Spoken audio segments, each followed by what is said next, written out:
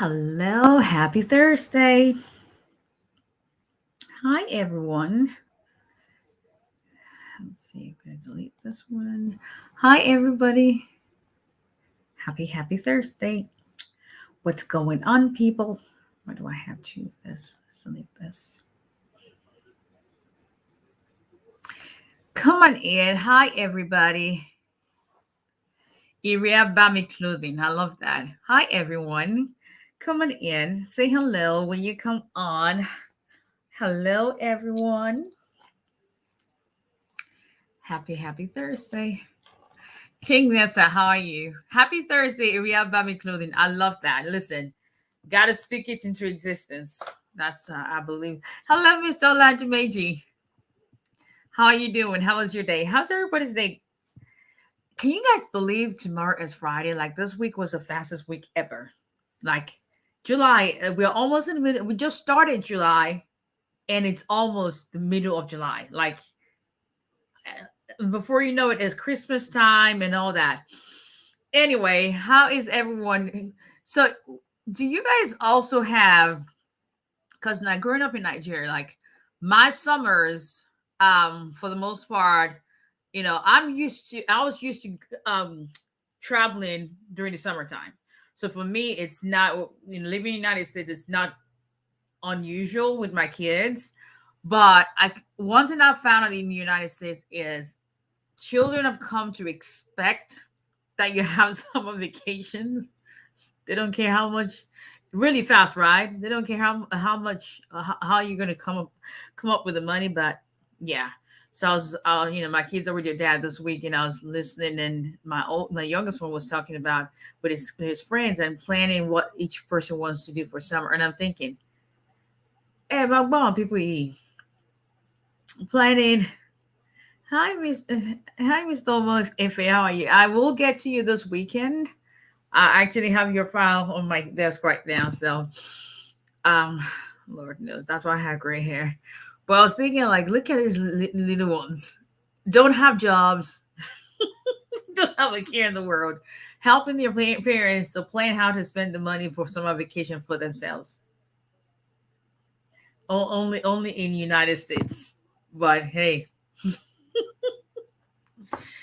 leave a room, you behave like the Romans. When in Rome, you act like the Roman. Hi, everyone. This is Attorney. Okay, perfect. Yes, I have it right in front of me. I'm glad we're able to get everything together. So, yeah, we should. Listen, I have not. So, I will be gone most likely the end of July because I have to give myself a break. But I have so many cases that I need to get out before this month ends. So, listen, knock on wood. But hi, everyone. This is Attorney 𝒊𝒎𝒎𝒊𝒈𝒓𝒂𝒏𝒕, Immigration lawyer based in Alabama, representing immigration clients in all 50 states. If you've got an immigration case it was a case that we handle, such as asylum, um, marriage green card, employment green card, VAR cases, H-1B petitions. We had two H-1B petitions approved today. What else? Change of status, extension of status. Um, you know, not all removal proceeding kind of cases. I don't. There's some things I don't do. I know my limit. But call us. Our number is 334-341-4475. Visit our website at olalayalawfirm.com. You can also send a text or a number. And I always tell people two things I want to talk about real quick. Whenever you make a consultation, please understand, because all my consultations today, well, an hour earlier, and they were like, I've been waiting for you in Zoom. Where are you? Yada, yada, yada. We are in Alabama Central Standard Time, Central Time Zone. Before you even put in your information on y'all people, I'm going to call y'all out. You've got to read the instructions. Before you put in your information in our intake form, it's in bold font. Please note, consultation time is Alabama Central Time Zone. And every single time someone comes to us, I've been waiting for like your consultation is in the next 45 minutes. It is, so time in Alabama. And they go, oh, sorry. Yeah, you got to read the instructions. So keep in mind, Alabama is Central Time Zone. So most people will be an hour ahead. If you're in California, you're about 2 hours ahead. If you are in New York, New Jersey, Maryland, you will be an hour ahead. If you're in Texas, now I'm not sure if the whole, and you guys can help me out if you live in Texas. I'm not sure if it's the whole Texas, because Texas is a big state. If the whole state uses Central Time Zone, but for the most part, those that consult with us or our clients are in Central Time Zone. If you are in Florida, Florida is split into Eastern Time Zone and Central Time Zone. So know your time zone, or ask Siri, go on Google and say, hey, what time is it in Alabama? So that you would know when your consultation is. Okay. Second thing is, a lot of people say, I called your office, I left a message to say you're going to get back to me. If you want to get me, I usually return calls within 48 hours if I get it, like in the sense of someone may take care of what your issue is. But if it's something you want me to address for you on your case, I'm talking to people who are my clients now, please email me. Email is the fastest way you can get a response from me, because I have my email address. That's the aos@lawyerlawfirm.com. So that is my personal email. And I have a lot of emails that come in. I have hundreds of emails coming each day. But I try to, because I do criminal defense and family law in the state of Alabama. And the only way we are able to get notifications is because our database is electronic. We file everything electronically. So we have to make sure we get our notices electronically. So, and that's through email. So I have to be on my email. So that way, if it's something you want me to call you about, or something I can respond to an email real quick, yes. Now, if you call me and you say, hey, I need an update in my case, and I tell you we're still within the time frame working on your case, and you call me 48 hours after, I ain't going to respond. That's just it, because I ain't going to repeat myself the second time. But anyway, that's that. Let's talk immigration. Once again, our contact number is 334-341-4475. Visit our website, GOLALEYIMMIGRATION.com. On social media platforms, it's GOLALEYIMMIGRATION, YouTube, Facebook, TikTok, Instagram. Please share, like, follow us, subscribe, all of that good stuff. Okay, so let's talk about, if you're on Facebook and YouTube, you can see your screen.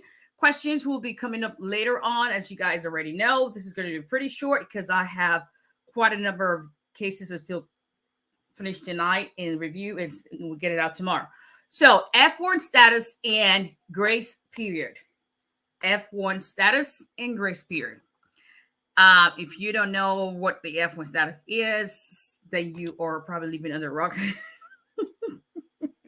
But F1 status is an international student status. So that is a student visa for international foreigners. If you come to the United States and you want to go to school, you will be, now there's another kind of visa, like M1, it's a vocational school, but for the most part, most people are on F1 status. So it's an international student visa. It allows you to go to school. A lot of people are, going to universities, bachelor's degree, master's degree, PhD, whatever the case may be. F1 status usually does not have a set time, in the sense of, like, unlike when you have a B1, B2 visa where you have an authorized stay of 6 months, F1 status, on the other hand, will have DS as your authorized stay or end of period stay. Basically, that means duration of status. And that is because a lot of people come in, you have a program, for instance, you have a master's program that is going to be for 2 years, but, you're done with that and you want to get into yet another master's program. And as long as you are still in your valid status, an authorized stay, and still eligible to transfer school, all you would have to do is a new school would extend your, I-20, create a service account for you, have an I-20 that is valid till the time your program stops. So you do not have to keep going to USCIS to extend your status, as long as you have your valid I-20 that shows and matches the end of your program. If you're done with the master's program and you want to move to like PhD, then you can do that as well. So what is the grace period when it comes to the F1 status? Let me go back a little bit. If you come on a visitor visa, a lot of people, that's a question a lot of people ask me, look, I want to go to school. I have just been given admission. how do I, enrollment? Now I have to change my status. Can I do that, but without leaving the country? Short answer is yes, as long as you have not overstayed your visitor visa. Meaning, for you to file your I-539, you must be in valid status at the time you file to change your status. Okay, so you're changing from B1, B2 to F1 status because you're not going to school, you have a service account, and you have an I-20, you've enrolled, you pay tuition. As long as you are in valid status when you're applying for your I-539, you should be fine. Even if USCIS has not adjudicated your 539 before your current status expires, the main thing is you get it in before that current status expires. Okay, so what is the grace period when it comes to F1 status? This is where it makes a big difference. Unlike a visitor visa, for instance, where there's no grace period, like your authorized stay expires July 7, 2022. From the next day, you begin to accrue unlawful status, unlawful presence. F1 status, F1 visa, however, the good thing about that is from the day that your status ends, that duration of status, the day it terminates, meaning, for instance, the last day you indicated on your I-20 for your program, you have, the F1 visa holder has additional 60 days to stay in the country, get ready to leave, whatever the case may be, before you start accruing unlawful presence. So F1 visa holders have the 60-day grace period.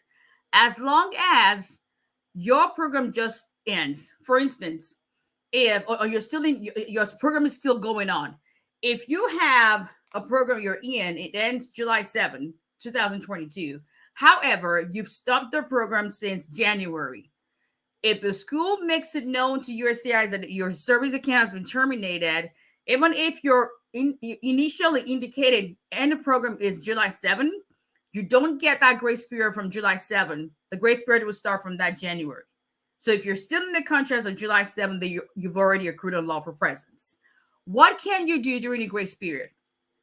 Someone who is who is older than F1 visa, now your program has ended, and now the grace period starts from when your I-20 ends, or if you're on OPT, post completion, it starts from when your OPT period ends. So basically, the expiration date on your EAD card. So it depends on if you're doing post completion OPT, or you're just finishing your field of study and you're done. Depending on your particular situation, the grace period begins to count from the next day of either of those days. During the grace period, you're still eligible to change your status.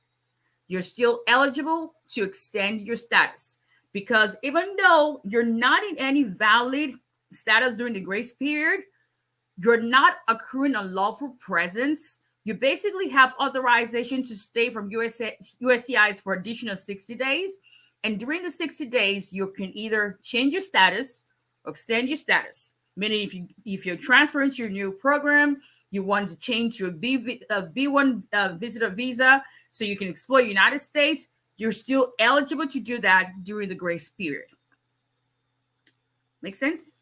So if you are someone who is in F status and you're trying to figure out, okay, because I had a consultation today, and whenever I have a consultation and I know, if somebody has an issue, someone else has an issue, and that's the case with F status. So the grace period is not it's not a valid status, but it's an authorized stay.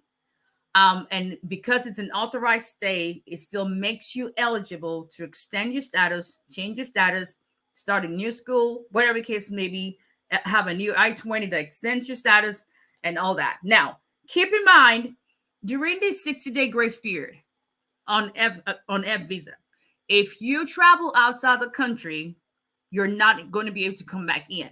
So that's why it's not a lawful status. It's an authorized stay. But once you leave, that's it. When you came back by that, Wally. See you later. 𝒂𝐤𝐴𝐤𝐿, all that stuff. Okay. That's all she wrote. Told you it was going to be short. All right, people. Let us go to questions. Let me start. Okay, not too many questions on Facebook. And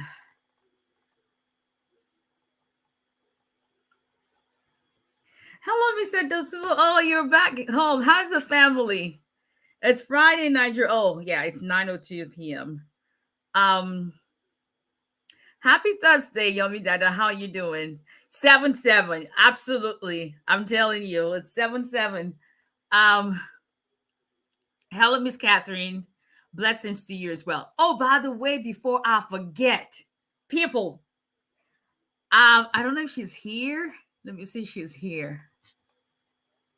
No, she's not the one. She's not the one. Is she here? Mr. Ludoko, if you're on, send me a video request. And she's shy.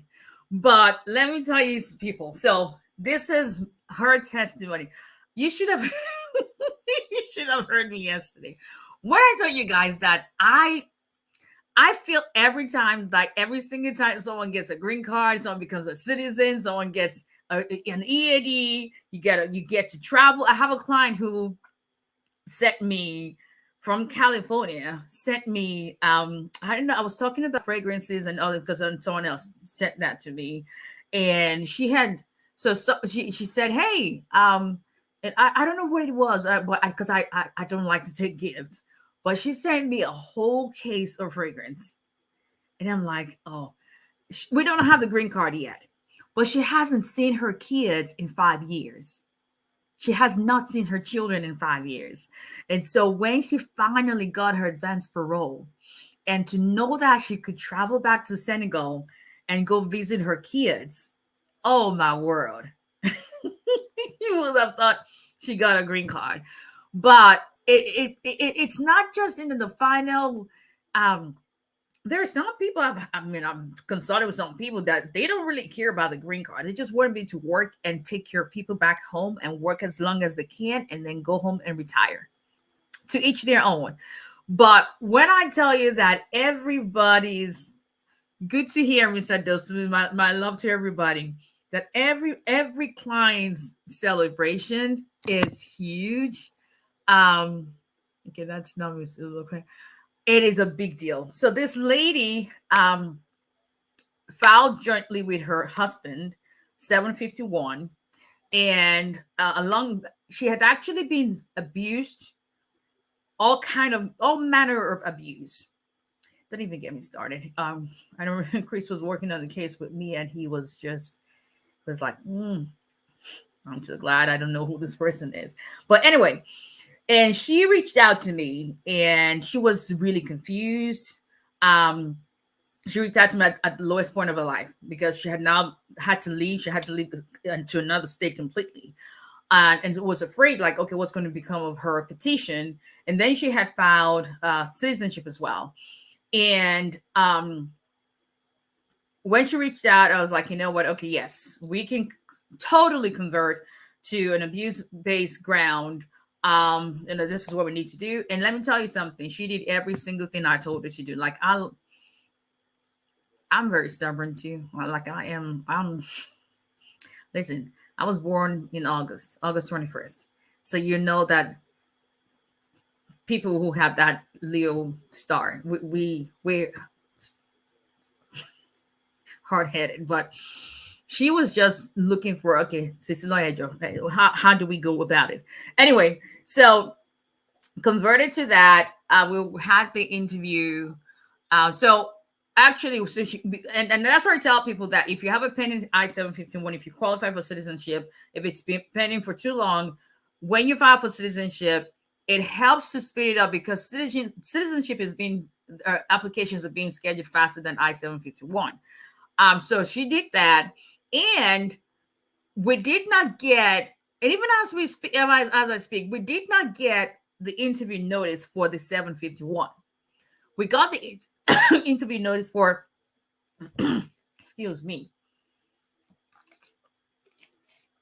We got the interview notice for the N400 application. So what we did was, and I told her that's possible. What we did was we sent a letter to the field office and said, hey, we didn't get a notice, interview notice for 751, but we know you guys have to adjudicate this in order to adjudicate it in 400. So please request that file from the lockbox so that you have that before the interview. Now, I can't really remember if they had it, but what I always do is I have a complete copy of what I sent in and I print that out. Every client gets a complete copy of their file whenever we send anything out. But if I'm going to an interview, I print out another copy so that they don't have an excuse to say, oh, we don't have this. No. So we got there, Minnesota, last year, and they said it didn't. I mean, I'm not sure if they didn't have it, but I know we had to give them a lot of stuff that we brought. And, she was interviewed, everything. But the lady was like, I have to verify the divorce decree. When you're being told that they got to verify your Nigerian divorce decree. And my mid color like, okay. Because it's like, oh Lord, have mercy. But long story short, we had the interview, didn't hear from them, but I told her, like, listen, when we're going to up to a year, then we're going to start doing stuff. So we reached out to, we made a congressional assistance request, which we actually just got a response from them today saying, well, they're waiting to give USCIS 30 days to get back to us, like, I want to buy result. So, but one of the other things, and that this is just for other people who may be in that situation, either yourself or your attorney, you can't send what we call a demand letter to USCIS. It's not like the writ of mandamus where you ask the court to order them to make a decision on your case. This is more about, this case has been pending for too long. Here are the reasons why you need to make a decision right now. It doesn't always work, especially depends on the field office and the kind of craziness that goes on there. But we send a demand letter exactly a month to the date where her 751 was not approved. And I told her, like, listen, it's a gamble. They may see it and be angry. They may see it and like, oh, yeah, we haven't. And they may see it and say, hey, we don't think this divorce decree is, whatever the case may be. But just to let you know, but we got to do something. And as God would have it, I'm telling you, I couldn't be happier for, I'm happy for all my clients, but I couldn't be happier for this woman who is so much deserving for herself, for her children, to just go on with her life.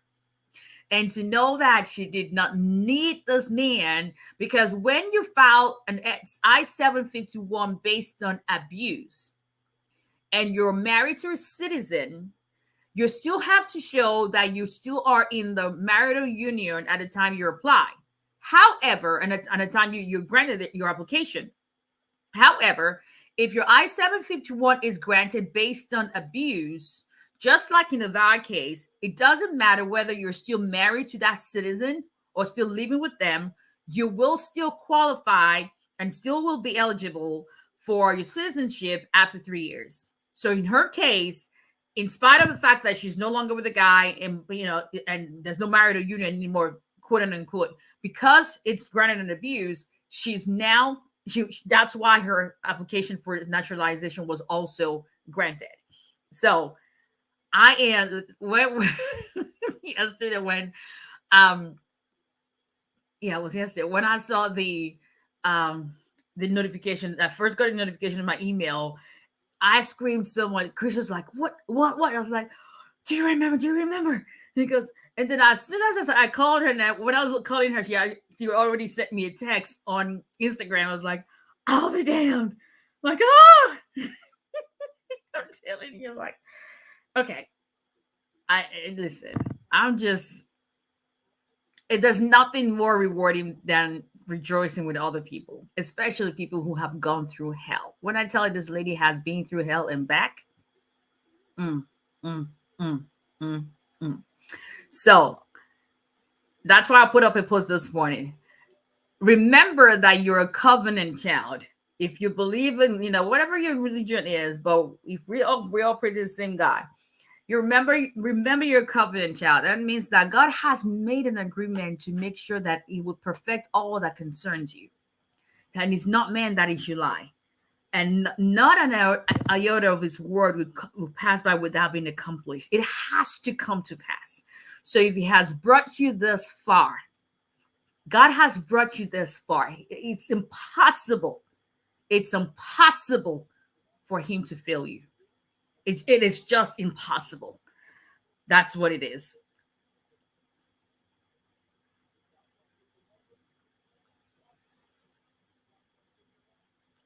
Yes, Pevin. I have no idea what you're asking me. I sent I-45 on my 5, and so far no receipts yet from bar approved on citizen daughter. You know what? I don't understand your question at all. Mood and Star, if you have advanced parole, where can you use it to travel to? Usually you have to indicate on your application where you're going, but that doesn't mean you cannot use it somewhere else. So yes, Ms. Doran, yes. That it's impossible for God to fail. The fact that something is not happening when you want it to happen does not mean that it's a failure. Sometimes God will make us change course, whether we like it or not. As long as you believe that He's in control, you just listen. I'm preaching to myself most of the time because I have to remind myself, like, okay, God, I hear you loud and clear. Okay, so let me go.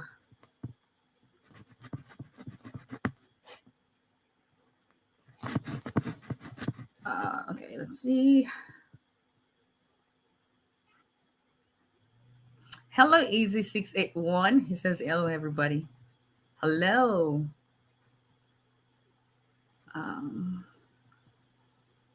Hello, Mr. Femi Speechless. How are you? Let's see.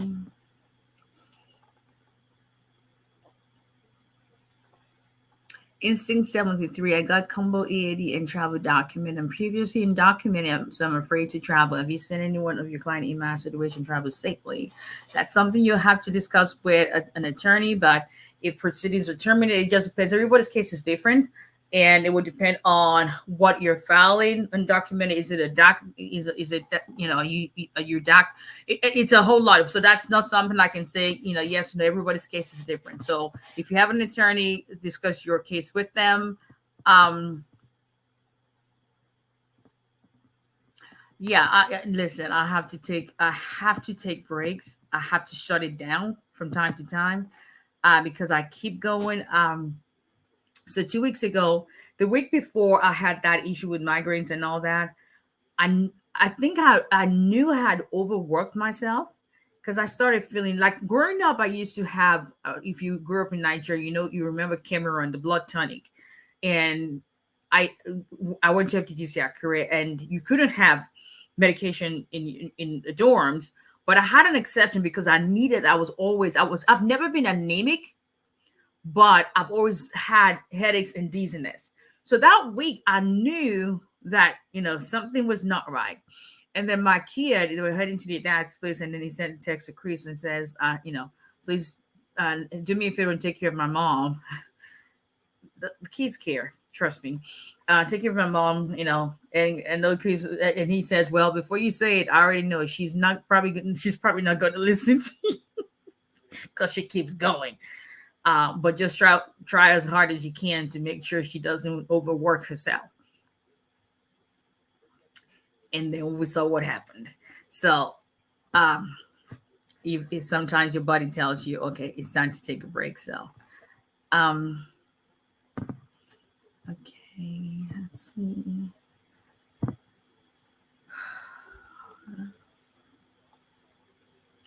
I had a biometric interview for I-360 a month ago. I just received an invite for I-45. Is that normal?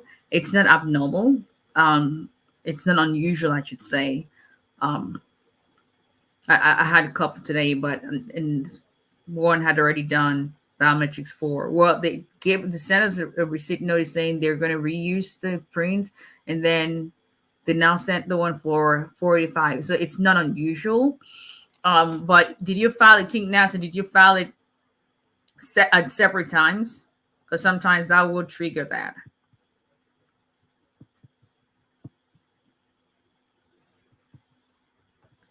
Okay.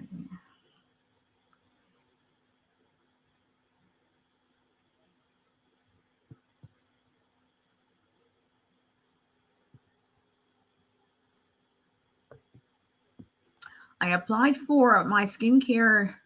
I applied for I-589 in April 2022 until now, July, no receipt from you. Is it normal? It's not abnormal. For whatever reason, asylum cases, it's taking them forever to send receipt notices. I remember there's a case that we filed in February, March, April, May. I think we finally got the receipt notices end of May. I don't know why it's taking them that it's just taking them that long. So it's not, so as long as you sent it correctly. Did you use track of a mail to know that it was delivered and signed for? Leo's I know. There's something. Yeah. I look stubborn. Well, don't judge a book by its cover though. My mom is probably going to agree with you. But let me tell you something about people who were born during that time. We're very, very compassionate and very emotional. And I think that's where our guards come up with being defensive. Sometimes like, okay, don't take that for granted. Okay, let's see. God has a final say on my kids. Trust me. Where's the lie?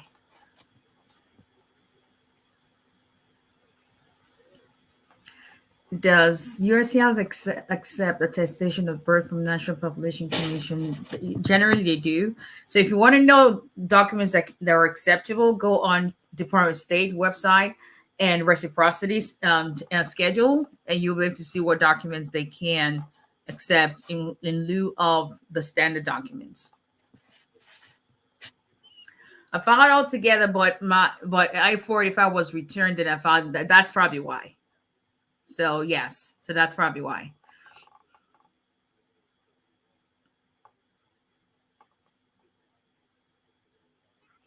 Your red lips and red nails are popping. You look beautiful. You didn't think you're lying. A lion cat, a jet.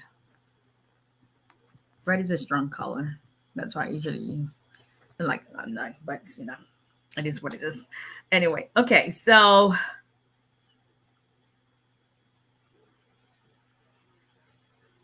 I sent on May 5th the I-485. I no receipts yet. Is that normal? May 5th is what, 2 months ago? It's not up. There's nothing. No, listen, y'all need to remember we're dealing with USCIS. That's all I'm going to say about that.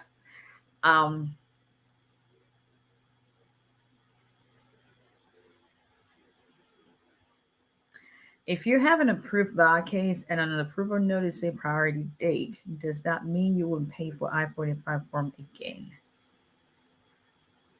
A priority date on VAR case has nothing to do with whether you pay for 45 or not. I'm not really sure I understand what your did you already file an I-485?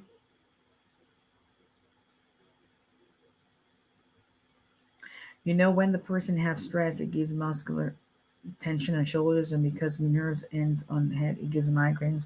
Please be stress free. Thank you. I appreciate that. How long does it take? How long does it take to process I-290B application? Appeal is what do you think you're saying? My vow was denied and filed a motion in December. Yet to get a decision. So there was one that unfortunately we appealed and it was still denied. And we found it in August last year. And the decision came sometime last month, just to give you an idea. But each person's case is different. Okay. Can I file I-485 together with 693, or I need to wait for USCIS to send RFP before sending? I don't, let me put it this way. Disclaimer, general questions, general answers, not specific in anybody's case. In my firm, I don't, if my client doesn't have the 693 at the time we're sending the application, I don't fuss. But if we'll usually get a I-693 deficiency notice. If we get an interview notice, then I tell them, hey, go get the medicals done because we would have to take that in. So, but keep in mind the signature is good for 2 years. If you're in a place where, for instance, in a smaller field offices where they schedule interviews rather quickly, you can take a chance sending that in, because if it's going to be more than 2 years, and then you're going to have to redo it all over again. So just keep that in mind. All right, people. Thank you all for joining, and let's just keep hoping against hope, even if all else fails. As Abraham, keep hoping against hope.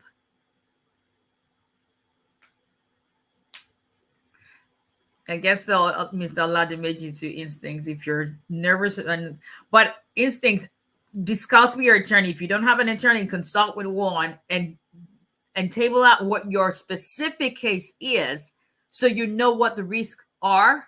And if there are no risks, then whatever your case may be. But if you're in doubt, then you may want to. With a C9 EAD approval, can they still deny your VA? Yes. A C9 EAD approval has nothing to do with your VA case. C9 is attached to an I-45, so one has nothing to do with the other. It just allows you to work because you have a pending 45. Cookies Baby 143. I have a VA case and I received advanced parole. When will I get my EAD card? Did you file for a C9 category? Did you file I-45 at the same time? When I called and I said, and to me, you should remember it's me. Okay, but you're going to call and pay for consultation. That's how I discuss cases.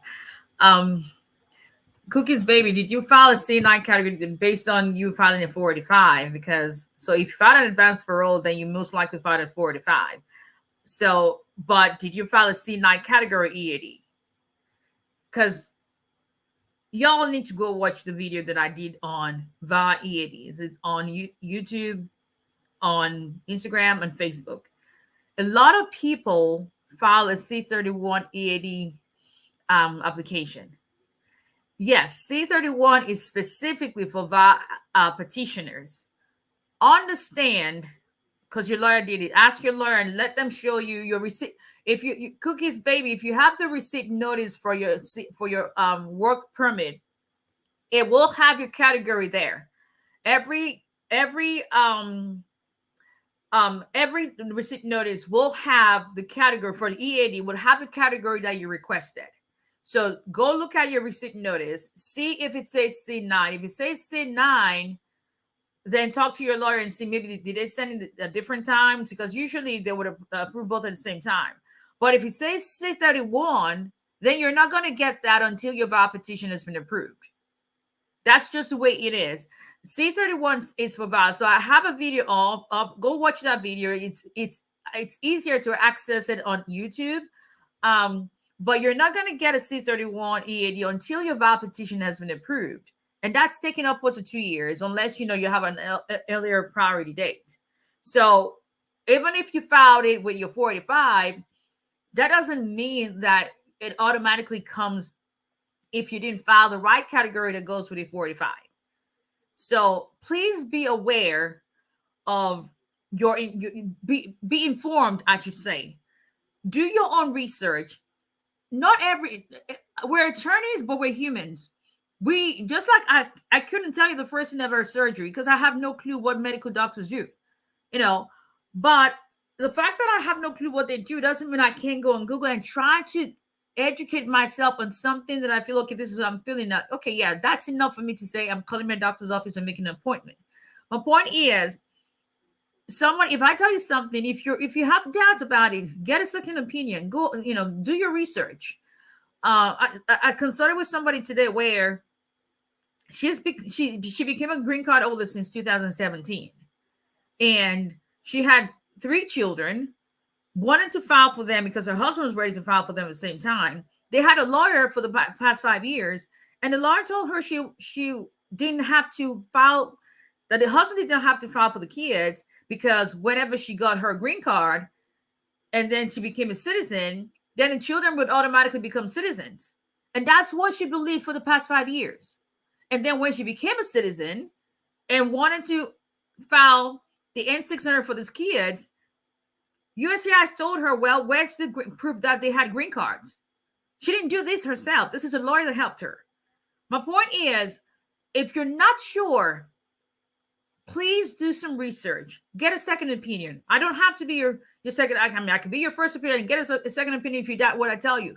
It's your life. It's your journey. So go check your receipt notices and see what it says. Okay. And, get, be in the know about your case. I always say, if you don't have a complete copy of your file, I just don't know how you can't pay for services and you don't get a copy of what you paid for. It makes absolutely no sense. But anyway, thank you. You're welcome. And hope you guys have a good weekend. Working from home tomorrow, but yeah, I'm going to be working. And we'll see you guys next time. Once again, if you need to contact our office, our number is 334-341-4475. Visit our website at olalayalawfirm.com. You can send an email. Go on our website. You can contact us, send a text or a number, and please share this video. Now, I'm still going to be here for the next 2 weeks, Mr. 𝐸𝐵𝒕. It's going to be end of July. Yeah. All right. Exactly, Mr. Yummy. I'm telling you. So please, please, please. Knowledge is power. No problem, Mr. Dilson. I wish you a safe journey back to the United States. Okay. Thank you. All right.